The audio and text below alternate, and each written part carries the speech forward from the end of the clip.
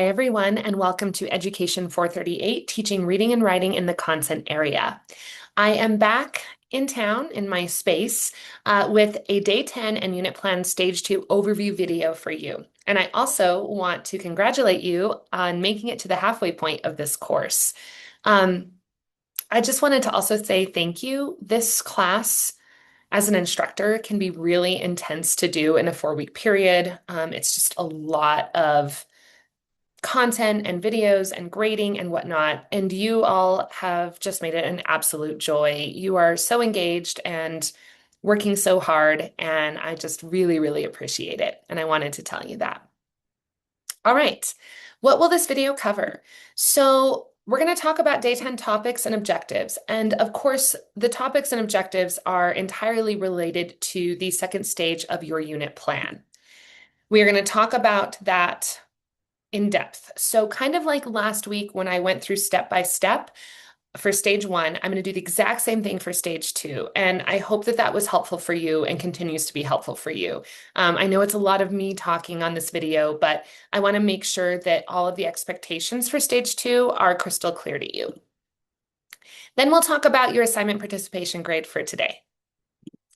All right, so our Day 10 topics. Obviously, we're going to talk a little bit about reviewing and revising stage 1 of your unit plan. We're going to talk about how to create performance tasks and how to use an assessment model called the GRASP model to do that. And then we're really going to dive into stage 2 of the unit plan itself. This really looks at acquisition. So we're going to be identifying tier 2 and tier 3 vocabulary. We're going to be identifying knowledge and skills objectives, and we're going to be creating 2 performance tasks and their respective criteria as part of this stage 2 of your unit plan. So first things first, you will review and revise, if needed, your work on stage 1 of your unit plan. So before you even start stage 2, I definitely recommend opening up what you turned in for stage 1, reading my feedback, and adapting, revising, fine-tuning anything as needed.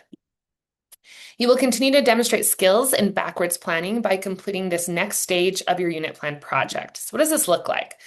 All right, first things first, you're going to identify tier 2 and tier 3 vocabulary for your unit using what you learned from our readings on vocabulary earlier this week and our discussions, of course, on Zoom.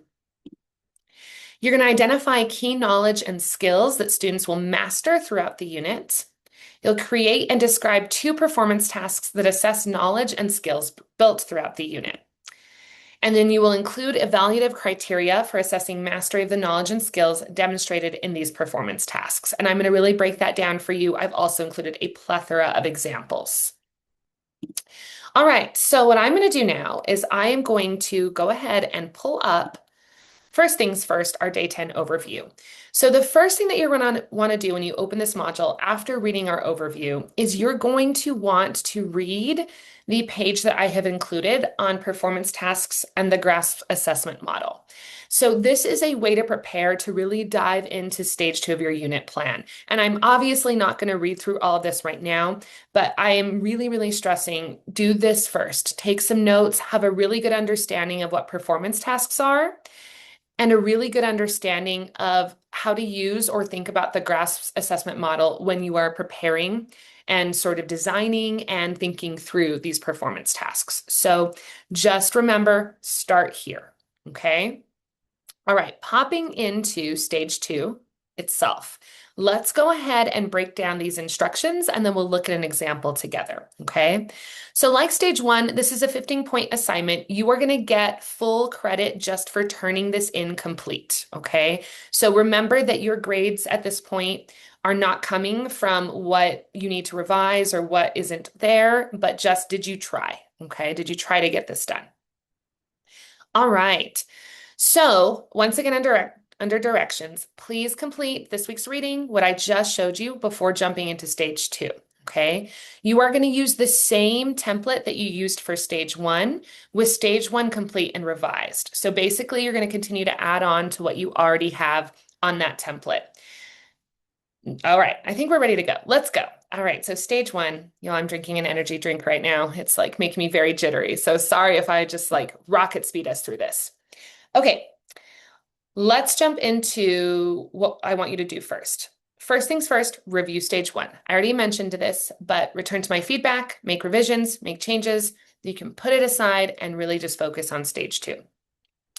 So our second step, this is what we talked about on Zoom on Tuesday. So I told you you might want to get a head start by getting this acquisition vocabulary section done. So go ahead and remove the leave blank there, and then go ahead and list and describe 4 to 6 tier 2 vocabulary words and 2 to 4 tier 3 vocabulary words that students will learn for this unit, okay? You want to use our readings and our discussions from earlier this week to aid you with this. Okay. Then we're going to move to step 3. This is the acquisition knowledge section of your template. Go ahead and remove that leave blank. So let's talk about knowledge objectives for a sec. Knowledge objectives are what the student will know and be assessed on at the end of the unit. So this is the content that you want students to understand by the end of the unit. You'll notice that this is the format that you want to use for this. The student will plus observable verb plus information, facts, concepts, okay? So here's some examples. The students will name, the students will recall, the students will list, the students will describe.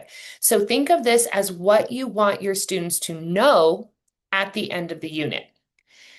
These knowledge objectives are different than skill objectives, which we see here under step 4. So when you get to this step, go ahead and take away the leave blank. You're going to write 2 to 4 skill objectives, okay? So this is what students will be able to do and be assessed on by the end of the unit. So remember, knowledge objectives are what the students will know. Acquisition skills objectives are what the students will be able to do. So here's the format for this. The student will plus observable verb plus skill, okay? The students will analyze, so and so and so. The students will compare and contrast, so and so and so. The students will apply, so and so and so. The students will integrate, generate, present, modify, solve. So this is what you want students to be able to do with the knowledge that they have from the unit, okay? And you can definitely look at examples or reach out to me if you have questions on the difference between knowledge objectives and skill objectives. So once you've completed those, you are going to move to step 5. And this is really where the bulk of stage 2 is happening, okay? So move to the stage 2 evidence assessment section and remove the leave blank from evaluative criteria and performance tasks. Then you are going to create and describe 2 performance tasks. You're going to specify 4 to 6 evaluative criteria for each task. And then you're going to use this set of criteria to evaluate whether or not students have grasped unit knowledge and skills, okay? So here's something to keep in mind. You want to create performance tasks that assess your selected knowledge and skills objectives that you did in part 4 or part 3 and 4. And then you also want to make sure that these are in alignment with the content and literacy standards you chose from stage 1. So there's a lot of alignment here and a lot of needing to think about what is going to make this cohesive. You also want to design performance tasks that assess both your content and reading, writing, vocabulary standard or skill, okay? So here are some tips, reminders, resources for this section of unit planning. So I'm going to spend some time on this, okay? You want your performance tasks to be written as if talking to the student.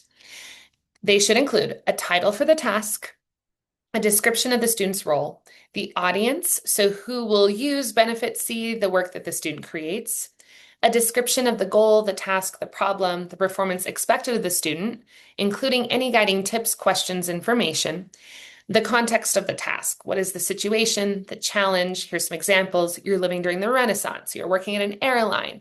You're one of a group of biologists studying the San Juan River. You're a graphic designer in an advertising agency, speechwriter working on a political campaign, etc. So you're setting the stage, right? As you create your tasks, think about the criteria you will use to judge your students' understanding and grasp of the subject matter. And that's what you want to fill in under evaluative criteria. Okay, so here's an example. This wasn't necessarily by a past student of mine. It's just an example that I pulled for our purposes as I walk you through this. Okay, the performance task title is As the Crow Flies. You are the flight network advisor, this is the student's role, for a new airline, the context. in charge of developing how the flight network will function across the country. You need to choose the best hub for your airline and develop equations to describe the flight paths from that hub to 6 important destination cities. This here just served as a description of goal, task, or problem. You must express and graph the relationship between average speed and distance traveled. Develop an equation for the pilots, your audience, to use to estimate arrival times to the 6 cities. Finally, explain how the company could customize your formulas if they add routes to new cities in the future. This is the reading and writing part of this assessment, okay? Here are the evaluative criteria that this teacher would use to evaluate this performance task and to make sure whether or not students have met objectives. They'll look at the accuracy of the equations, of graphic representations, effective mathematical reasoning, clear explanation and justification, accuracy of the equations and graphic representations, appropriate real-world examples, use of proper mathematical terminology, suitable for target audience, accurate computations, and sound reasoning. So there's your first example. Below, I have listed a bunch of grasp idea starters, a template along with ideas that you can look at by discipline, some possible products, and some sample student roles and audiences. You don't need to use these. They're just kind of here as a resource, right? But I would think about using this checklist before you submit this, right? To make sure whether each of your performance tasks meets all expected criteria. Okay, so here you go. Here's that checklist for you. And then I've listed, once again, just so many examples for you to look at. And you don't need to look at all of these. Maybe look at one or two, or maybe you just look at the example that I provided you from the last time that I taught this class. So whatever feels good to you, okay? But they're here if you need them. And look, here we are. You did it. You completed stage 2, up to formative assessment of your unit design. So once again, completion is worth 15 points. I will review it. I will give you feedback on areas that need revision. I will say that stage 2 in the past is where I've had to give the most revision suggestions. And I think it's because a lot of times students just have never created performance tasks before. So don't stress if you're not totally sure on whether your performance tasks are correct. You can reach out before or know that I'll give you some feedback, okay? As we move into stage 3, you will, of course, revise the same document and upload it with revisions and then additional requirements, okay? So one big thing, leave the formative assessment section blank. We are actually going to do that as part of stage 3, okay? So leave that blank. All right, that is everything. This is definitely more involved than stage 1, but let's go ahead and look at an example. So I'm going to use the same example that I was kind of walking us through last time. This is Carlisle's example on her unit on Newton's laws of motion. So we went through her first sections. I'm going to pop us down here to acquisition, okay? And you'll notice that she has tier 2 vocabulary and tier 3 vocabulary, and she has defined those. All right, let's take a look at her knowledge skill or her knowledge objectives, sorry. So once again, this is what she wants students to know at the end of her unit. She says the student will be able to list and describe Newton's 3 laws of motions accurately and in their own words. The students will be able to describe how forces and motion are related. So that's the knowledge that they'll know. Then she moves down here to her skill objectives, okay? This is what students will be able to do by the end of the unit. She said the student will be able to relate Newton's laws of motions to the motion of everyday objects. The student will be able to apply Newton's laws of motions to solve basic word problems, okay? And remember, there's a little bit of a list here, If you're not quite sure how to frame these, return to this list, look at some examples. All right, then we're going to move to the bulk of her work here, which is her performance tasks. I'm only going to go through one with you all. You can look at her other one as well. So you'll notice that it says include criteria for the mastery of the content and literacy knowledge. You want to make sure, once again, that this performance tasks aligns with the standards you chose for your unit, with the knowledge and skills objectives that you outlined earlier, okay? So cohesion is what we're looking for. So her performance task is called Mischief in Motion. The student role is the comic book illustrator. The audience is the editor, and the context situation use Newton's laws of motion to escape a comic book villain.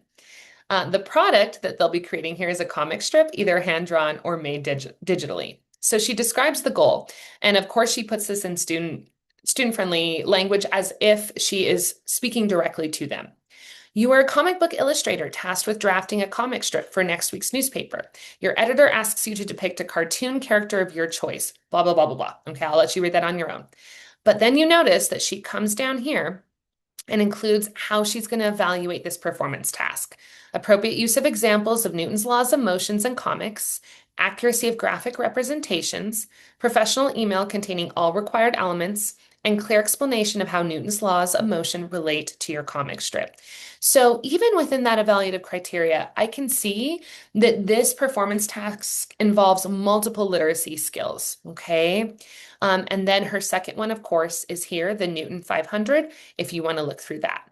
So this is above and beyond. This is exactly what performance tasks should look like. In fact, these are some of the best performance tasks I've ever seen by a pre-service teacher. So really think about how you can create these for your specific units, but make sure that you go through that checklist that I had that I included in the assignment description, because that's going to really help you.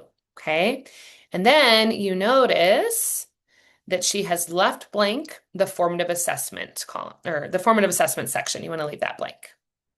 All right. That was a lot. I'm going to stop sharing. Okay, so your assignment participation grade for today, just like last week, is to comment on this video with a question, if you still have one, or questions. Or if you're feeling really good, you can just say, hey, I'm feeling really good. I don't have questions at this time. And if those, of course, come up at a later time, I will be happy to answer them. Okay, so that was a lot, and I was very over-caffeinated.